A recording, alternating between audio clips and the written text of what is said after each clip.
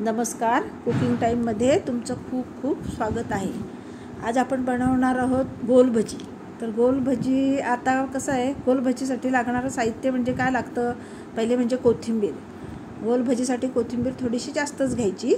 त्याच्यानंतर ह्या मिरच्या बारीक चिरलेल्या, त्यानंतर घेतलाय कांदा घ्यायचा आहे। कांदा थोडासा कमी घ्यायचा गोल भजीसाठी, आणि मिरच्या थोड्या मी जास्त मोठ्या कापल्या। तुम्हाला जर छोट्या कापायच्या असतील तर तुम्ही बारीक चिरून घेऊ शकता। त्याच्यानंतर आपण घेणार चण्याचं पीठ।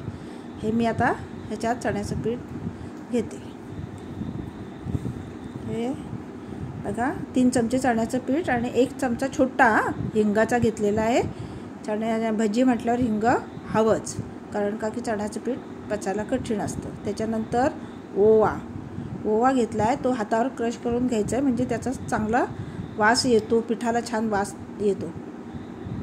त्याच्यानंतर आता आपण त्याच्यात घेणार आहोत मीठ चवीप्रमाणे घ्यायचं। थोडं कमी घाला, चाखून बघा आणि नंतर टाका। हळद आपल्याला घालायची नाही आहे।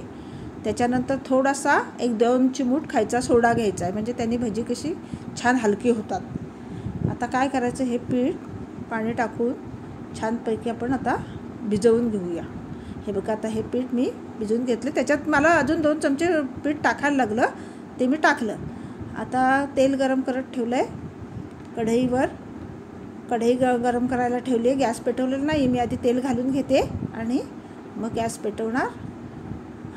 आता गॅस पेटवला आहे। आता तेल गरम झाल्यानंतर आपण त्याच्यात घालणार आहोत भजी घालताना गॅस बारीक करायचा नाही, कारण का की थंड पीठ पडल्यानंतर तेलाचा ताव कमी होतो।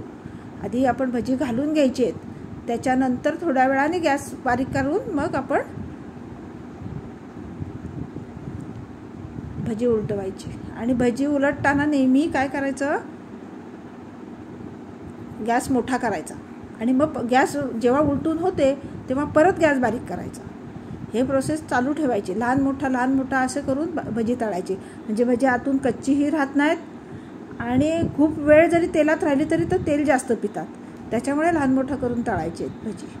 बघा, आता अशी आपली छान भजी तयार झालेली आहे। तुम्हीही अशी भजी करून बघा, खूप छान भजी झाली। काही तेल बिल जास्त त्यांनी पिलेलं नाही आणि खूप छान टेस्टी भजी होतात। तुम्हीही करून बघा।